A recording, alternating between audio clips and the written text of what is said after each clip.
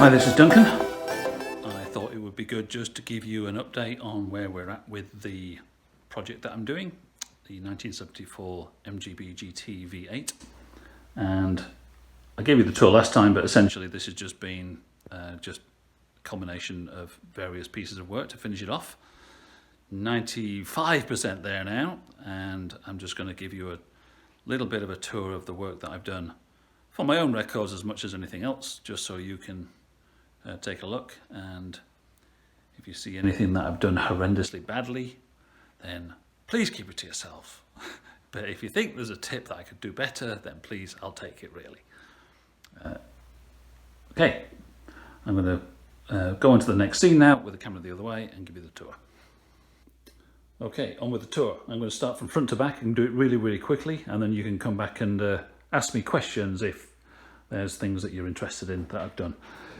First of all, I fitted the badge bar on the front with two original spotlights as provided by my buddy, previous owner, Alan. Work required here. I wanted to make sure that the bumper stayed really snug, and that's impossible when you're fitting the badge bar because they made a terrible job of doing it. So essentially I notched the badge bar. That means that the bumper can fit snugly in that way, still have the badge bar, still have the front lights. So I'm pretty happy with that. So it's still on jack stands, so don't ask me about anything about suspension. We've now got the two rear quarter windows fitted. Still need some polishing off, but got them fitted. Bit of a sad story about the one at the other side because I went overly aggressive in trying to refit the frame and broke the entire window. So that was fantastic. Thanks to eBay and the seller there for providing me a replacement. There's quite a few different windows with the finish on the surround there. I've no clue if this is the right one for the year, but it was provided by Alan with the car. So when I replaced the other one at the other side, replaced that. Still fitted some door cards. So door cards at this side and that side. Chunky screws under there, and the plastic piece that fits on the other side goes into a hole, and it's remarkably just like the plastic fitting that you use for fitting a number plate on the back, at least in North America. So that was good. Big fun little project with some fantastic help from David over in Paris. Was the fit of this, the visor for the wind deflector for the Webasto sunroof. Essentially, the parts were all there. They were a bit broken though, so these plastic pieces along here were broken, so they needed a little bit of glue, and I've actually used a bit of tape behind there, so I've cheated a bit there. And the key bit was the two plastic pieces. One of the plastic pieces at the side there. One was there and one was missing. So if you're from the UK, you'll know what these looked like originally, because these are the little plastic blocks you buy to put on the inside of a cupboard to screw it that way and screw it that way in order for a cupboard to be fitted on the cheap. So filled in the holes using plastic resin, remachined the thing to match the other side, drilled the holes back in it, and hey presto, we've now got the right hand hinge. And this actually does the dual job of holding that, but it also holds the piece of metal trim that goes across there as well. So couldn't have done it without you, David, over in Paris there. Thank you very much for your help. So back onto here, we fitted the rear glass. Joe Spy did a fantastic job of helping me do that, and I fitted the packing rubber there, but the whole lid needs to come off now because I've got to do the rubber trim on the inside of that, and some of the rubber trim goes behind the hinge, so can't do that without taking out the whole thing. Here's the new window. Oh, look at all that. It's not shattered or smashed, so rather happy with that. Door rubbers are now fitted, so anyone who's jealous of the door rubbers being the autumn leaf on the inside and black on the outside, you've every right to be jealous because they're impossible to find. But I found what I needed thanks to Chris Holland down here in Montreal. So I fitted the seat belts.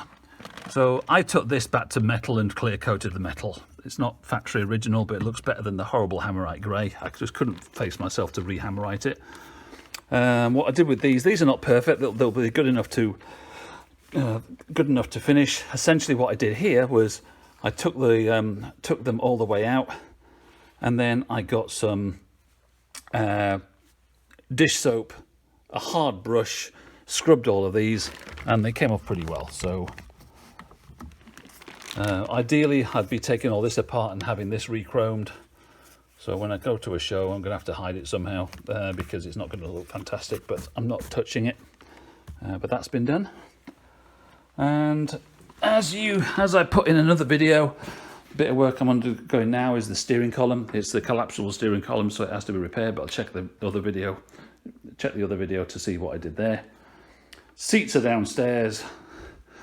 Front glass is still to decide on because after me and Joe fitted it all, came across a very small crack, so really upset about that. So I'm kind of not talking about that because I don't want to get too upset. So seats to be fitted, bit of door trim to be done there, center console to be done. We've got to do some work on the 3 bolts that bolt in the gear stick. One of the threads is sheared on the box, so we've got to do a bit of work there. And after that, it's just bits and pieces. One small extra thing was the steering wheel. This is the original wheel. Used emery cloth and wire brushing to take that back down to decent metal. It's still a little bit pitted, but I'm not going to replace the whole wheel. Then emery clothed it and clear coated it. Used leather cleaner and various cleaners to clean off 47 years worth of handprints on the steering wheel, so that came up pretty well. Once I'd applied some leather cleaner to it, that came out pretty well, and then I used some trim and bumper paint to respray that, and then at some point when I'm feeling really detailed, I'm going to put the red back in the middle of the MG there and get that done. Well, I hope you enjoyed the quick tour. Still some work to do, but getting there.